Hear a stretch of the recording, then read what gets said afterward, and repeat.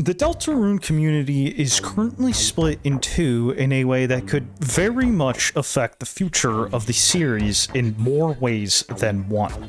The other day, I put up a video about the issues I see with Chapter 5 that was split at a roughly 50-50 approval versus disapproval. Now, a lot of people were actually responding to my tone of voice and not the content itself, so the actual approval count is probably quite a bit higher, if we're talking in terms of pure ideas.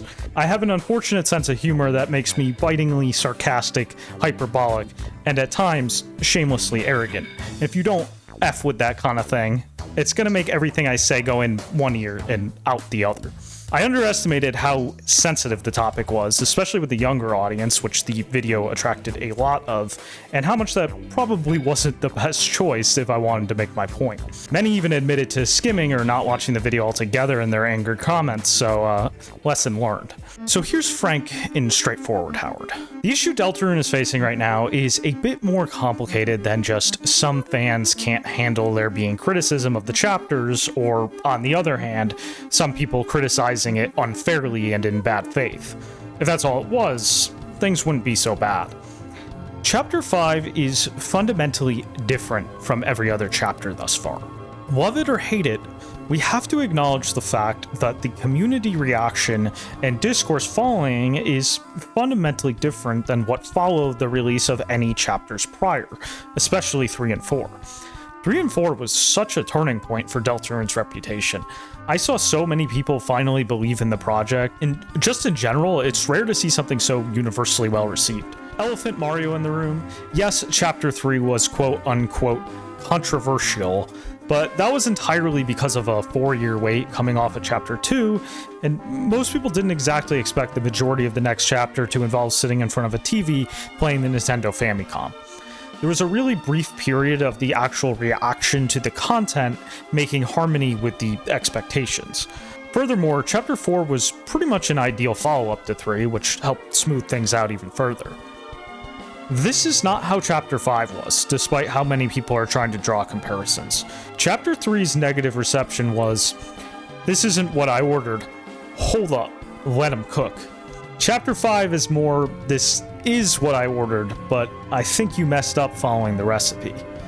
So how should we feel about Chapter 5? Is it great?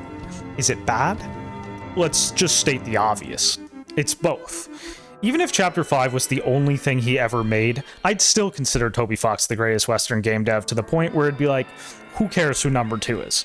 Excluding me from the race, of course, wishlist or castle. Chapter 5 is a great product with some bad aspects. Really the simplest way to put it. And here's where the issue comes in. When it comes to a fan base, there are essentially 3 extremes in how the content can be engaged. The first extreme is irrational hatred and bad faith criticism. You might just call this a troll. The next extreme is the opposite. The true blue fanboys, the D-Riders, the Glazers. These are the people who believe that no matter what they find inside their comfort media, it's absolutely flawless and above criticism. And they essentially function as trolls toward anyone who doesn't want to treat their comfort media as religion. And now, the third extreme, the projectors. These are people who would rather engage the media for what they project onto it over what it actually is. This can range from LARPers to even certain types of fan project creators and people who enjoy those fan projects, with little to no interfacing with the actual work.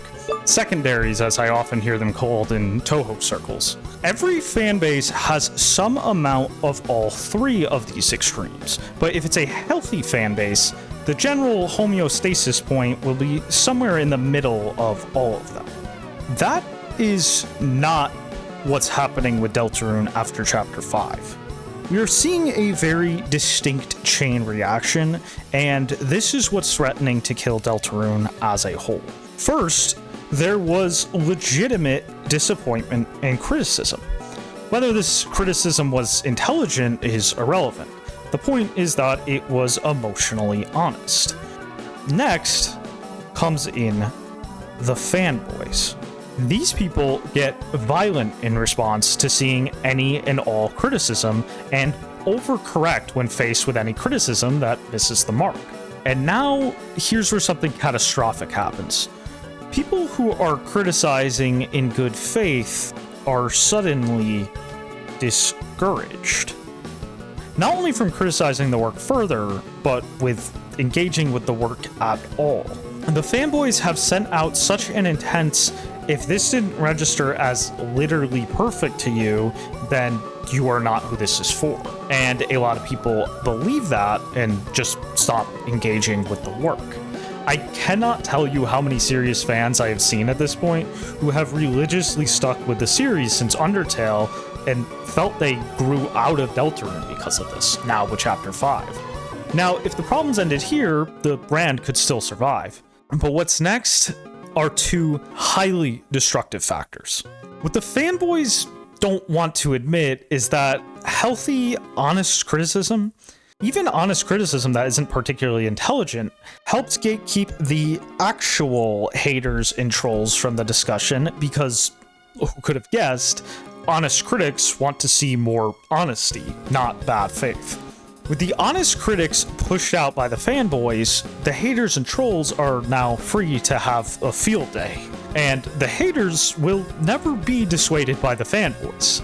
The haters thrive on the fanboys. They bathe in their anger, and the cycle only becomes more vicious as it goes on. You could probably already guess what comes next. That's right, the environment is now ripe for the projectors to come in. It's extraordinarily easy to just make stuff up about a piece of media and project onto it when the core fanbase itself has shunned constructive conversation around it, because there's no longer any accurate discussion around the work to answer to. Projectors tend to be highly politically motivated and come from all ends of the political spectrum. And then they start to do battle like Alien versus Predator. Guess what this does to potential new fans and normal people who are into the work? That's right, it makes them go, wow, what a politically diverse and welcoming fanbase. No, it scares them the hell away. And now, for something that's a particularly unique problem to Deltarune. We're not about to pretend Toby isn't influenced by the fanbase. The cat is out of the bag here, no pun intended. Toby plays on fan expectations and tries to adapt to fan reception. If the fanbase is in an insane civil war, he's going to have no idea what to do next other than pander to the fanboys. Now, I doubt this is going to have any totally meaningful immediate effect on what he creates or not. I mean, he's had this vision for like 15 years now after all, but even if it affects 10% of the product, that 10% could make all the difference in the world. Little decisions add up and change your headspace. What's 10% in Chapter 6 could become 50% in Chapter 7. I believe Chapter 3 and 4 delivered so hard because the long wait for them built up so many expectations, and with them, constructive discourse around the story of the game. With Chapter 3, he playtested it to hell and back. The original vision was quite different and blatantly a lot worse. Say what you want about how long you had to play the Famicom or the more awkwardly paced dungeoning segment later, but Chapter 3 felt seriously polished, and the storytelling was extremely nice. I compliment it all the time for having the precise opposite thing that makes me criticize Chapter 5. There's such a nice thread of tension and psychological progression to Chapter 3. Susie is shocked from Ralsei's monologue about not being real and wants to engage the Dark World sincerely, but Tenna's desperation makes it gradually harder for her to do so. Chris oozes a sense of character and subtle cues into their deeper intentions and their dark side, and there's a constant sense Tenna is reacting to Chris in a fearful way. Ralsei feels convincingly awkward and nervous the whole way. And we don't know if he helped with anything else, but we have hard confirmation from Toby that Andrew Hussey helped with Chapter 4. Say what you want about Hussey as a person, but the dude knows how to tell a story. Point is, Toby wasn't leaving anything to chance. Toby cares how his games are received, and if the community feedback has been broken into a degenerate, anarchistic civil war fueled by emotions instead of rationality, we're not giving him any compass to help steer the ship. And that's why I want to start a constructive technical dialogue about Deltarune. Facetious, arrogant delivery aside, I wrote my own rough plot summary of Chapter 5 of Deltarune for a really important reason. I wanted to remind people that there were plot threads and psychological factors from the characters that we were anticipating as a fandom. It's not okay to just yell at people that they were in the wrong for expecting elements of the story to come to fruition. I've said it 100 times before, but I'll say it again. The issue isn't that there's only 2 chapters left. The last 2 chapters could be 1,000 hours long for all we know. It's not the space left that's the issue. It's the fact that certain plot threads and character psychologies are permanently simplified in a way that means threads of tension that existed before are now permanently unable to be recovered. I understand that this concept can be strange to people not used to technical story analysis, but there very much exists mistakes in storytelling that permanently scar a story and cannot be recovered from. This doesn't mean the story is ruined now. The last 2 chapters of Deltarune can and likely will be great. That's not the issue. The issue is that the threads of tension that were cut can never be recovered, meaning Deltarune has lost the potential to be as great as it could have been. This is what I call a tonal miss, and I'm currently writing an entire textbook on how it works and how to avoid it. If we can't have a constructive conversation about it, we'll create an environment that only scares off people even more and enables bad actors to mess around even further. I'll be doing a live stream tomorrow night where we'll dig into a technical breakdown at Deltarune, and I can use it as a general introduction to technical analysis for casual viewers. I'm going to be doing anime analyses weekly from here on, so this will be a great tutorial stage for that.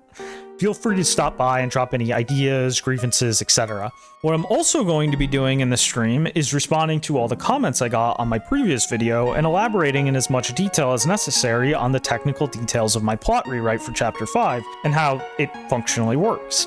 I understand just how difficult it can be to know what to picture when just hearing a plot if you're not used to it, so that should clear a lot of misunderstandings. I honestly think my previous video needs to be studied for the sheer extent to which people are affected by tone of voice. I can't even tell you how many of the negative comments flat out ignored the things in the video that precisely address their exact complaint. In some cases, I even had people angrily packaging things I literally said in the video as an argument against me, which is actually pretty wild. At any rate, I'll see you soon.